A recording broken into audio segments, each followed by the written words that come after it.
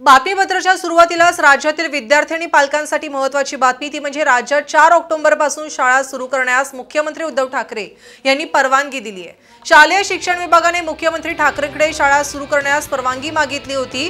कोरोनाचे सगळे नियम पाळत शाळा सुरू करण्यास आता परवानगी देण्यात आली आहे।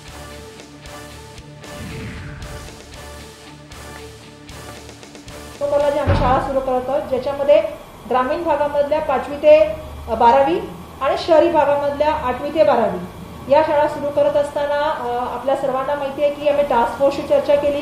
टास्क फोर्सचे जे ओपिनियन आहेत ते तुम्हाला मी सांगितले की त्या सूचना आम्ही SGR मध्ये घेत आहोत। मधल्या काळामध्ये आम्ही आरोग्य विभागाशी चर्चा केली।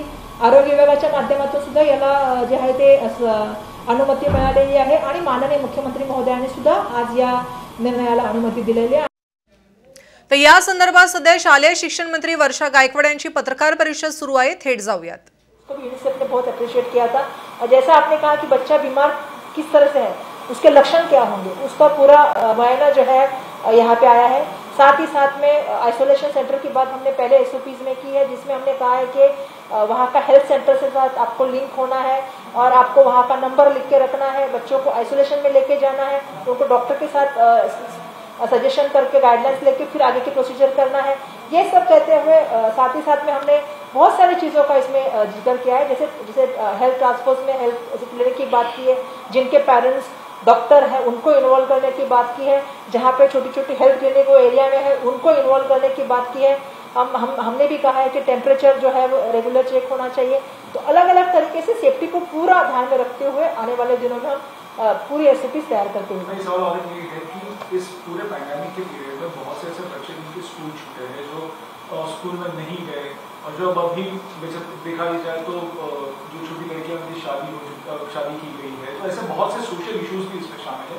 तो इसको लेकर एजुकेशन डिपार्टमेंट क्या आगे स्टेप्स? बिल्कुल, ये हमारे लिए सबसे बड़ा टास्क रहेगा आने वाले दिनों में, क्योंकि जैसा आप जानते हैं कि मार्जिनल जो बच्चे थे, जहाँ पे कनेक्टिविटी नहीं थी, जिनके पास कोई उपलब्धियां नहीं थी या साधन नहीं थी, ऐसे बच्चों को जिनके माँ बाप रोजगार करते थे, शेत मजदूर वगैरह थे, तो उनके ऐसे बच्चों का कितने बच्चे ऐसे ड्रॉप आउट हुए ये भी हमें देखना है। बीच में कई बच्चे, आपको भी मालूम है कि मुंबई से भी माइग्रेट हो गए थे, तो ऐसे बच्चे कितने हैं। जब ये स्कूल शुरू होगा तो हमें इसके ऊपर सबसे पहला बहुत बड़ा काम करना होगा, क्योंकि पिछले दिनों में हमने इस पर काम शुरू किया था।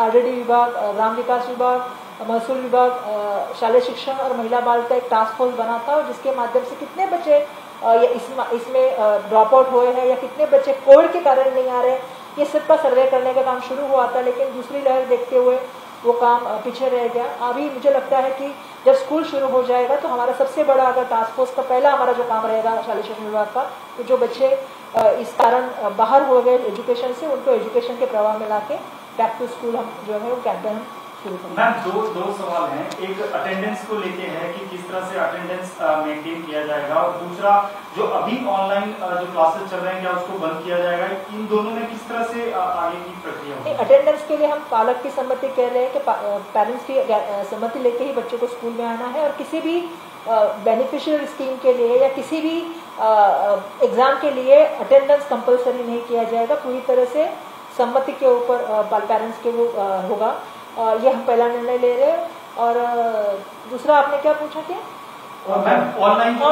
ऑनलाइन क्लासेस के बारे में मैं एक चीज कहना चाहती हूँ। अगर कोई बच्चा स्कूल में नहीं आ रहा है क्योंकि किसी कारण से, तो ऐसे बच्चे की शिक्षा बंद नहीं होनी चाहिए, हमारी सोच है।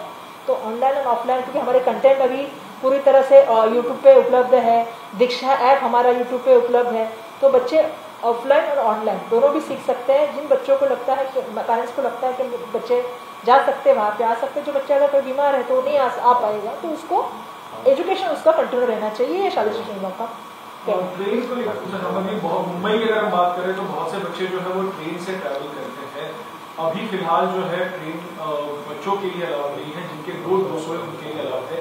तो ऐसे में आपका डिपार्टमेंट जो है वो क्या कर रहा है, क्या स्टेप्स लेकर? क्योंकि बहुत से बच्चे जो है वो ट्रेन का इस्तेमाल भी करते हैं। जहाँ तक स्कूल के बच्चे हैं वहाँ पे मुझे नहीं लगता ज़्यादा होगा, क्योंकि हम मोस्ट प्रोबेबली हमारा प्रेफरेंस यही है कि वहाँ पे बच्चे पेरेंट्स के व्हीकल से आए या पैदल आए, क्योंकि कोविड के सिचुएशन को देखते हुए हम नहीं चाहते कि बच्चे ज़्यादातर ट्रैवल करें।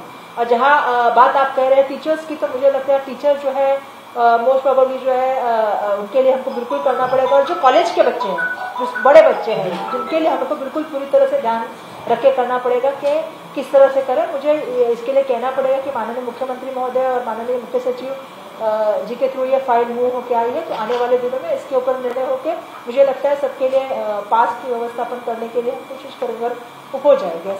बोर्डिंग स्कूल के लाभ होगा?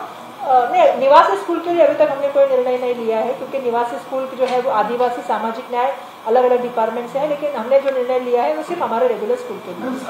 अपडेट लिया जाएगा क्या, जिस तरह से मतलब अगर केसेस बढ़ते हैं जैसे? ये एक सबसे बड़ा चीज है, क्योंकि शुरुआत से लेके आप जानते हैं कि हम एक चीज कहते आ रहे हैं, हमारी प्राथमिकता सबसे बड़ी अगर कोई है तो बच्चों की हेल्थ और बच्चों की सेफ्टी है। तो कंटिन्यूसली मॉनिटरिंग रहेगा, वहाँ की यंत्रणाओं को इसीलिए इसमें शामिल किया जा रहा है कि वहाँ की परिस्थिति को वो मॉनिटर करें, उसको पूरी तरह से ध्यान रखते हुए कि बच्चों की हेल्थ और बच्चों की सेफ्टी का सवाल है।